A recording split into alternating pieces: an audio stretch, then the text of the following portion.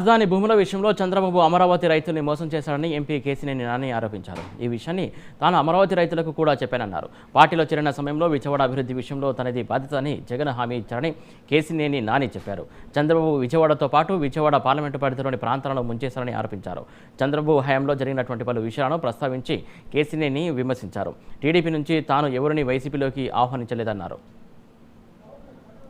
Capital కడుతున్నారు, అసలు ఈ ప్రాంతాన్ని బ్రహ్మాండంగా అభివృద్ధి చేస్తారు చంద్రబాబు నాయుడు గారిని చాలా అపోహలు ఆ రోజు నుంచి కూడా ఉన్నారు. కానీ ఆయన అమరావతిని ఎట్లా డెవలప్ చేస్తారో నాకు తెలియదు, కానీ విజయవాడను మటుకి ఒక శ్మశానం లాగా తయారు చేయడానికి ఆయన కంకణం కట్టినారు.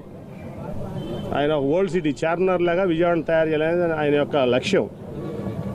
ఎందుకో కానీ నాకు తెలియదు, విజయవాడ అంటే ఆయనకి చాలా చిన్నచూపు. మొదటి నుంచి కూడా ఇక్కడ ప్రజలన్నా విజయవాడ అన్నా ఆయన చాలా చిన్నచూపు. ఎప్పుడో ఆయన రైల్వే స్టేషన్లో ఎవరో ట్యాక్సీ డ్రైవర్లో ఎవరో అవమానపరిచారంట. ఎప్పుడు ఆయన కెరీర్ రాజకీయ జీవితంలో కొత్తగా అదే చెప్తాడు మాకు ఎప్పుడు చెప్పిన ఆయన.